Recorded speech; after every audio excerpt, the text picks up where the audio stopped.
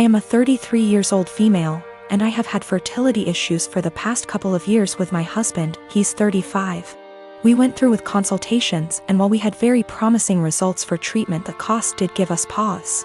It wasn't that we couldn't afford it, we just weren't at the point yet where we were willing to pay. I discussed it with my husband and we were both fine with the idea of adopting. My cousin Tiffany, woman 25 years old, is adopted and she supported our choice in looking into it. However, this was a couple of years back, and during that time Tiffany was reunited with her birth parents, and she's been acting pretty hurtful to my aunt and uncle since then. She keeps making posts about how happy she is to know where she comes from and is happy about being reunited with her real family. She even talked about having her birth father walk her down the aisle as a chance to make up for lost time. Obviously, my uncle was very hurt about this, but when he voiced it, Tiffany got defensive. She called my uncle selfish, how this was about her, and that he knew what he signed up for when raising someone else's kid. Before the pandemic, Tiffany moved closer to where her bio mother lived so they could make up for lost time. And Tiffany kept making post after post about all the fun she was having meeting relatives, and how she called back / video chatted with each of her bio parents multiple times a week. Meanwhile, she barely texted back my uncle and aunt once a month. I could tell how heartbroken my aunt and uncle were, but tried to give Tiffany her space, and the few times they said anything she accused them of being selfish and unsupportive. I think the biggest thing that broke them was when Tiffany promised to come by for my aunt's birthday and was even given the money to travel to them, but then never showed up. She called literally the day before to say that her bio mom had an emergency so she wasn't going to make it, but didn't give back the money. I am completely disgusted by Tiffany's behavior, and while I haven't completely ruled out adoption entirely, I did want to give medical-assisted conception a try. My husband supported this, and we are now currently expecting. After we made our announcement, Tiffany messaged me asking why I would spend thousands on creating a child when I could help one who already existed. I tried to play it off, but Tiffany kept pressing and calling me a bad person when there are so many children who desperately need a home, and overpopulation. It got to the point where she was pissing me off, and I just came clean and said that her behavior towards the people who loved and raised her was the reason. Tiffany got really upset, but I didn't care. However, her parents are now starting to say that I was wrong. My daughter is 16 years old and in high school. I noticed recently that she's been behaving in a bad manner, constantly commenting on other people's looks, belongings, calling them stuff that isn't cool, and just being insensitive. It's like she lost a filter or something, because usually she's polite, but my wife suspected that our daughter's sudden misbehavior occurred after she started hanging out with new girls from the school. Basically the mean type, and have picked on their behavior. I've sat with my daughter and had many discussions about how her behavior has been negatively affecting everyone around her. Our housemaid is the person most affected here, and my daughter has chosen her to be her target for hair, clothes, etiquette, criticism. She has complained about our daughter calling her offensive names like filthy and gross for cleaning certain areas in our house. I took a stand and explicitly told my daughter I'd punish her if she ever said stuff like that to our housemaid again. Last week my daughter had a party to go to. Earlier that day she called our housemaid filthy, so I grounded her by not letting her go to the party. She threw a fit and called our housemaid a liar, saying she never called her that. That was the end of it. Days later my daughter came to me saying she couldn't find her iPhone after looking everywhere. She asked me to call her number, and I did. My wife and I were stunned to discover that the iPhone was ringing inside our housemaid's bag. I had a confrontation with her immediately, and she denied and cried, saying she never touched the phone nor had any idea how it got there. I noticed my daughter calling her thief repeatedly, so I told her to stop and go to her room. I checked the indoor camera before continuing the argument and saw my daughter place her iPhone inside our housemaid's bag. I was livid. I apologized to the housemaid and gave her the rest of the day off. I then showed the video to my daughter, and she was absolutely speechless. I said what she did was immoral and straight up offensive to tamper with that poor woman's livelihood over a petty party she couldn't go to. I told her she was grounded and will have to spend the night in the backyard. She is a germaphobe.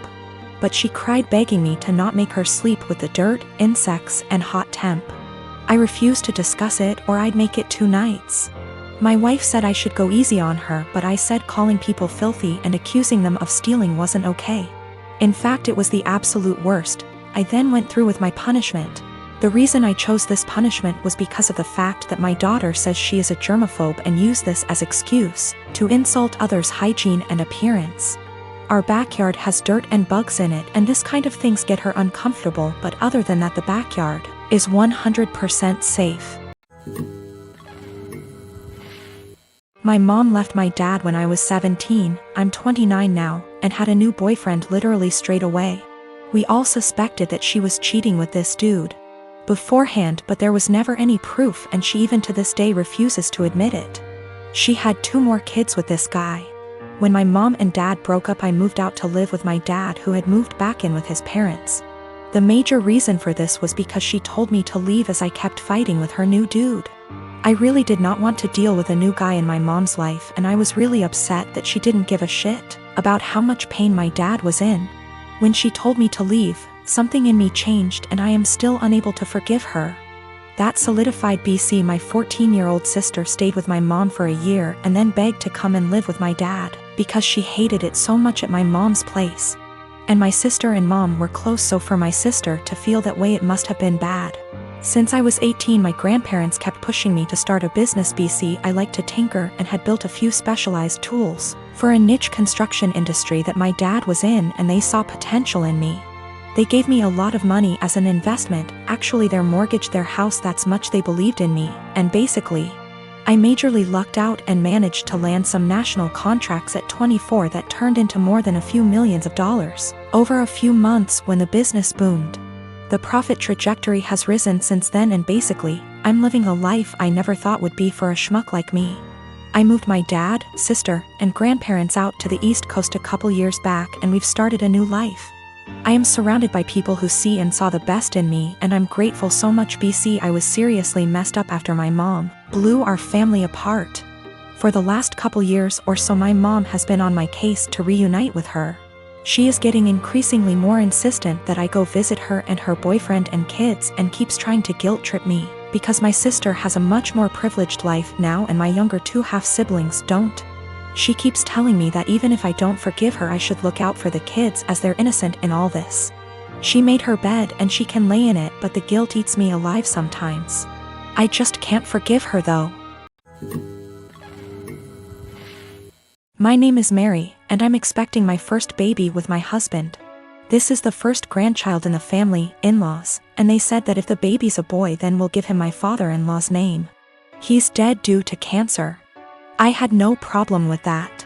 This happened before we found out the gender of the baby. My husband and his family had me do things like attend prayers and do other rituals before the reveal at the doctor's. I didn't like that, but went with it to keep the peace. Our appointment came, and it turned out to be a girl. My husband cried in the car, then turned his phone off to hide from his family, then finally told them.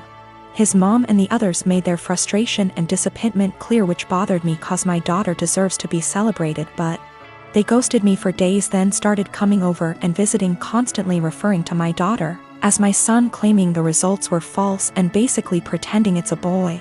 I had severe fights with them after they refused to stop it. And my husband sided with them despite seeing how wrong and unreasonable what they were doing was. We didn't speak for a while. Sister-in-law called to apologize, then informed me she arranged for a baby shower for me. I was so excited and happy. But when I arrived, I saw blue balloons, blue cake with father-in-law's name / decorations around. I was so confused I had to sit down. Sister-in-law explained they were still hoping the gender results are false and it's a boy. I looked at my husband and he agreed with her. I lost my temper and yelled at them all, calling them delusionals and telling them to stop treating my daughter like she's unwanted and act like she doesn't exist by throwing a party for their imaginary grandson. Mother-in-law broke down crying. I took my bag and walked out immediately. They started yelling and my husband followed me outside and started arguing about how I insulted his family and his dad's memory by acting like that. I told him to wake up and see the insanity in his family's behavior. He said they needed time to process the fact that it's a girl, not a boy, as they expected, and insisted I play along and they'll soon get over it. I said absolutely not and demanded he take me home. He said no, so I called an Uber and left. He was fuming. He called 15 times, then texted that he won't be coming home till I get my ass over and apologize for ruining everything and accusing them of being mentally unstable. I haven't responded yet. He's constantly pressuring me to get right with his family before we even talk about anything else.